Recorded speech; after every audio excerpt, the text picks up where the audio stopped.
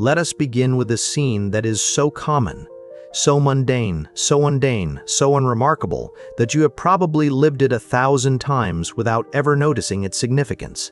A man, let us call him James, is standing in his kitchen at 7:15 a.m. reaching for his phone before he has even fully opened his eyes, and he scrolls through his notifications, reads a few emails, checks the news, and then without thinking, he puts the phone down and reaches for the coffee pot, and then he sits down at the table and takes the first sip, and then he starts his day, and this sequence of actions is so automatic, so habitual, that James does not even register it as a sequence. It is just how he starts his day. It is just what he does, and this is the power of habits. The power to shape your life without your conscious involvement. And James, who is a 41-year-old accountant in Manchester, has been doing the same routine for years, and he is not unhappy. He is not struggling. He is not in crisis, but he is also not thriving. He is not growing. He is not becoming the person he could be because his habits are not serving him. They are not moving him toward his goals.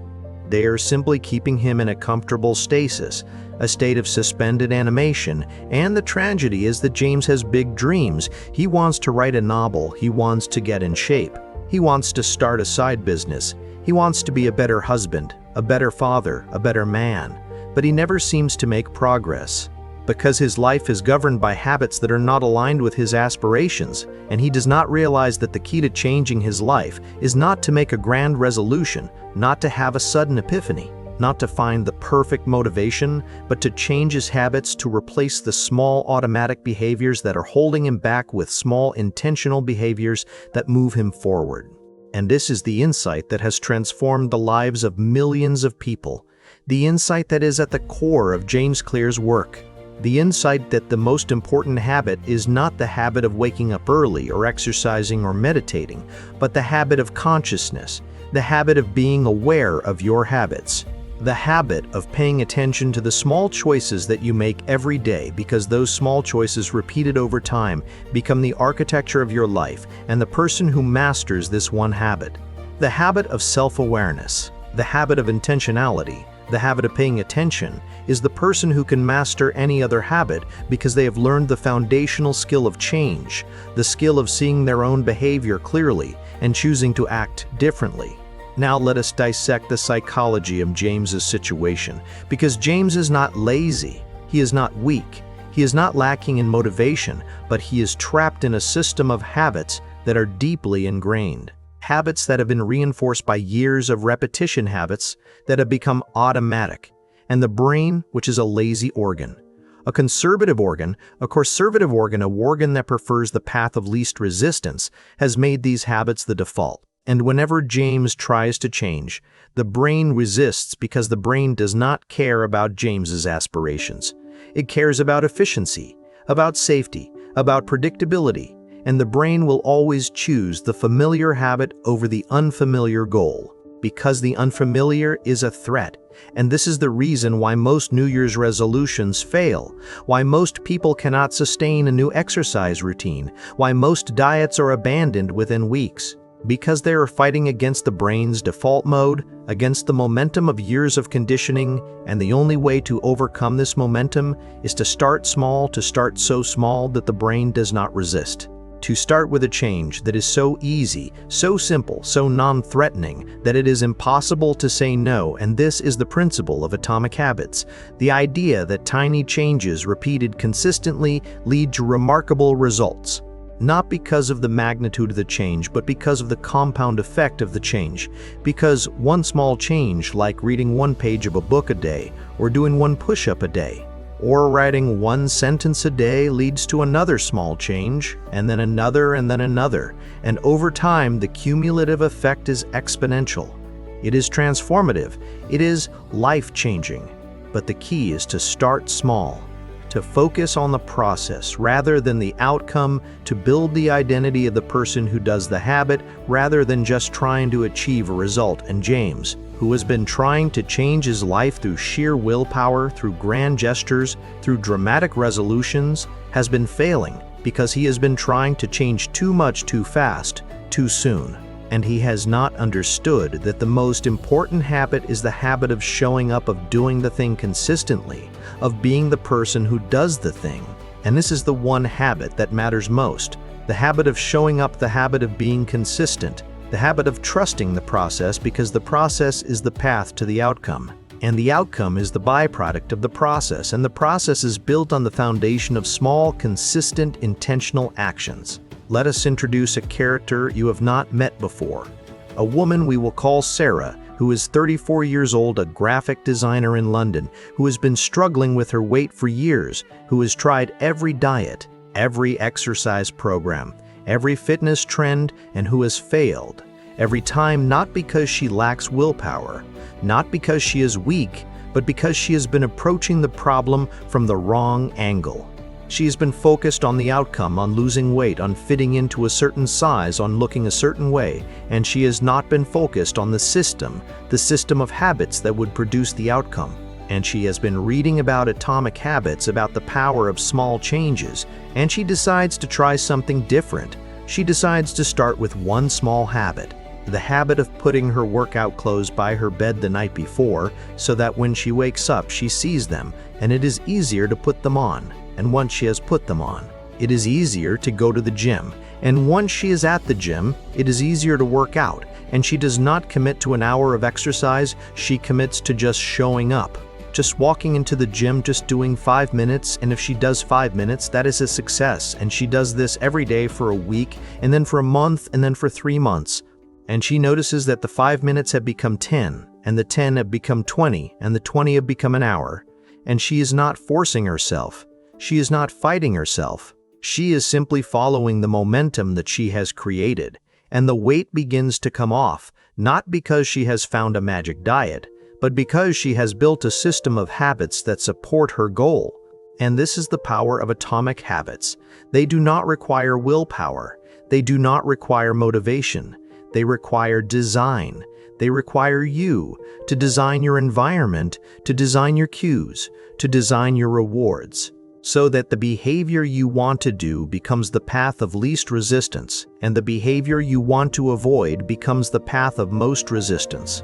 And Sarah, who had been fighting herself for years, has finally stopped fighting and has started designing, and the results are not just physical, they are psychological, because she has proven to herself that she can change, that she can be the person who works out, that she can be the person who is healthy. And this identity shift is the deepest level of change, because when you believe that you are the kind of person who does the habit, you are no longer motivated by external rewards. You are motivated by your own self-concept, by your own integrity, by your own identity, and the habit becomes a part of who you are, a part of your being. And this is the most important habit of all, the habit of building the habits that build the identity that you want to have. Now let us examine the 4 laws of behavior change that James Clear popularized, because these laws are the architecture of effective habit formation. And the first law is, make it obvious, because if you want to change a habit, you must make the cue for the desired behavior visible and the cue for the undesired behavior invisible. And Sarah did this by putting her workout clothes by the bed she made. The cue visible, she made it obvious, she made it impossible to ignore. And the second law is make it attractive, because the brain is drawn to pleasure.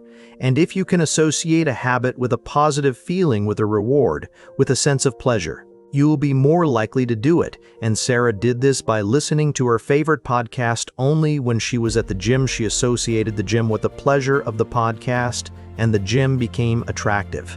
And the third law is make it easy, because the brain is lazy. And if you can reduce the friction of the desired behavior, you will be more likely to do it. And Sarah did this by starting with just 5 minutes. She made it easy. She made it so easy that she could not say no.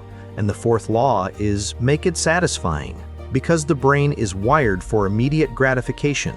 And if you can create a sense of satisfaction immediately after the desired behavior, you will be more likely to repeat it. And Sarah did this by tracking her progress, by putting a check mark on a calendar for each day she showed up, and seeing the chain of check marks was satisfying. It was visually gratifying, and she did not want to break the chain. And these 4 laws are not just theory, they are the practical mechanics of change. They are the tools that you can use to transform any habit, and they work because they work with the brain, not against it. They work with the brain's natural tendencies, with its biases, with its preferences, and they make the desired behavior the default, the automatic, the effortless.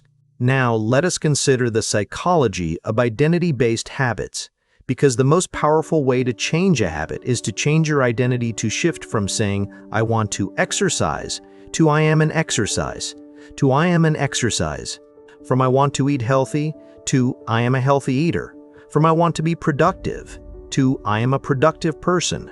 Because when you adopt an identity, the behavior becomes a natural expression of who you are. It is no longer a chore. It is no longer a struggle. It is a manifestation of your self-concept, and Sarah, who had been struggling with her weight, had not adopted the identity of a healthy person. She had been trying to lose weight while still identifying as someone who struggles with food, as someone who is lazy, as someone who cannot stick to a routine. And the behavior was inconsistent with the identity. And the identity always wins because the brain is a consistency machine. It seeks to align your behavior with your self-concept. So if you think of yourself as lazy, you will act lazily, but if you think of yourself as disciplined, you will act with discipline. And this is why affirmations, positive thinking, and visualization are not enough. You must act the identity into existence. You must prove to yourself through small, consistent actions that you are the person you want to be, and each action is a vote for that identity. A vote that strengthens the belief, and over time, the belief becomes so strong that it is self-sustaining, it is self-perpetuating, and the habit becomes effortless because it is no longer a habit. It is a part of who you are, and Sarah, through her daily practice of showing up, began to see herself differently. She began to see herself as a person who exercises, as a person who takes care of her body, as a person who is healthy. And this identity shift was the turning point, because once she saw herself as that person, she no longer had to force herself to exercise. She just exercised because that is what people like her do. Let us also consider the environmental dimension of habit formation, because your environment is the invisible hand that shapes your behavior. And if you want to change your habits, you must change your environment. You must design your surroundings to support your goals. And James, who wanted to write a novel, had been trying to write in his living room, surrounded by distractions, surrounded by the television, surrounded by the noise of his family. And he was struggling. He was not making progress because the environment was not supportive. It was full of cues for other behaviors, and he did not realize that the environment was working against him. Until he learned about the power of environmental design, and he decided to create a dedicated writing space, a small corner of his bedroom with a desk, a lamp, a notebook, and nothing else, no phone, no computer, no distractions. And he committed to sitting in that space every day for 10 minutes, not to write, but to show up, and the act of sitting in the space became the cue for writing. And over time, the writing became easier, more automatic, more natural, and he began to write not just 10 minutes, but 30, then an hour, and the novel began to take shape, not because he had found more motivation, but because he had changed his environment. He had made the desired behavior the path of least resistance. And this is the power of environmental design. It removes the need for willpower. It removes the need for self-control. It makes the desired behavior inevitable, and the undesired behavior impossible. And James, who had been fighting himself for years, had finally stopped fighting and started designing, and the results were extraordinary, not because he was more talented, but because he was more strategic. Now let us address the emotional dimension of habit change, because the emotions that accompany the process are often the biggest obstacles: the shame of failure, the frustration of slow progress, the impatience of not seeing results. And Sarah, who had been on a journey of habit change, experienced all of these emotions. She had days when she did not want to exercise, when she felt tired, when she felt discouraged, when she felt like giving up. And she had learned that the key to success is not to avoid these emotions, but to accept them, to make space for them, and to continue anyway. Because the emotions are not a sign that you are failing. They are a sign that you are changing, and change is uncomfortable. Change is unfamiliar. Change is the territory of growth, and she had developed a practice of self-compassion, of not berating herself for the inevitable lapses, of not treating a setback as a failure, but as a data point, a learning opportunity, a chance to recalibrate. And she had learned the most important habit is not the habit of perfection, but the habit of persistence, the habit of getting back on track after you have fallen off, because everyone falls off. Everyone has bad days. Everyone slips, but the people who succeed are the ones who get back on track quickly, who do not let a single lapse become a relapse, who do not let a bad day become a bad week become a bad month. And she had learned to forgive herself quickly, to learn from the experience and to return to the practice with renewed commitment. And this is the essence of resilience, the ability to persist in the face of difficulty, the ability to keep going when the motivation is gone, the ability to trust the process even when the results are not visible. And Sarah, who had been on a journey of self-discovery, had discovered that the most important habit is the habit of showing up not just physically, but emotionally, not just in the good times, but in the difficult times. And this habit, this one habit, the habit of persistence, is the foundation of all lasting change. Let us also consider the social dimension of habit change, because we are social creatures, and our habits are often shaped by the people around us, by the norms of our tribe, by the expectations of our community. And James, who wanted to change his habits, had not realized that his social circle was reinforcing the habits he wanted to break. His friends were not writers. His colleagues were not health conscious. His family was not supportive of his goals.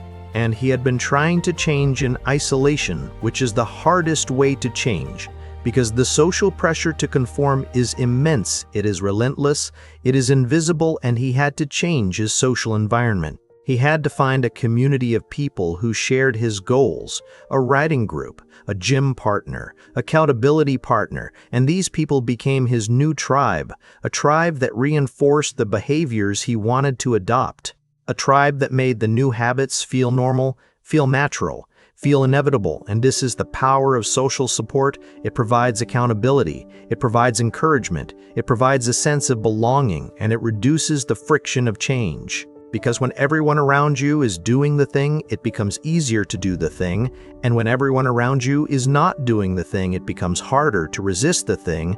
And James, who had been struggling alone, found that the community was the missing piece, the piece that transformed his struggle into a shared journey, and his progress accelerated not because he was working harder, but because he was working with others.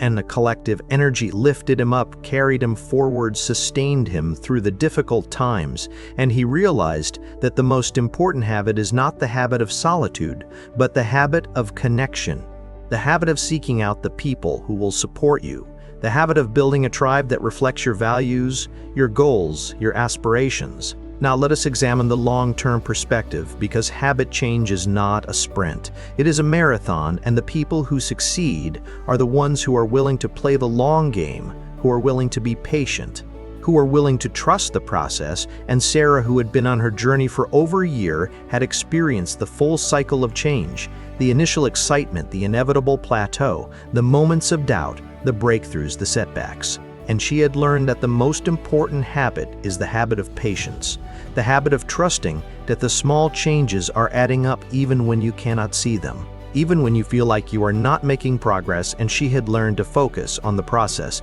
not the outcome, to celebrate the small victories, to honor the daily commitment. And this shift in focus had liberated her from the tyranny of results, because she was no longer attached to the specific outcome she was attached to, the practice to the identity, to the person she was becoming. And the outcomes came not because she chased them, but because she built the system that produced them. And she had learned that the most important habit is the habit of gratitude, the habit of appreciating the journey, of valuing the growth, of recognizing the person you are becoming. And this gratitude is the fuel that sustains the effort, the energy that keeps you going, the joy that makes the struggle worthwhile. And she had become a different person, not because of the weight she lost, but because of the person she had become in the process, a person who is disciplined, a person who is resilient, a person who is free. Let us also consider the spiritual dimension of habit change, Because the practice of habit formation is not just about behavior. It is about meaning, about purpose, about the deeper questions of why you are doing what you are doing. And James, who had been focused on the practical aspects of his habits, had not addressed the deeper questions, the questions of purpose, of legacy, of contribution. And he had to ask himself, why do I want to write this novel? What is the deeper purpose? What do I want to contribute to the world? And the answers were not easy. They were not comfortable. They required a level of introspection that he had been avoiding.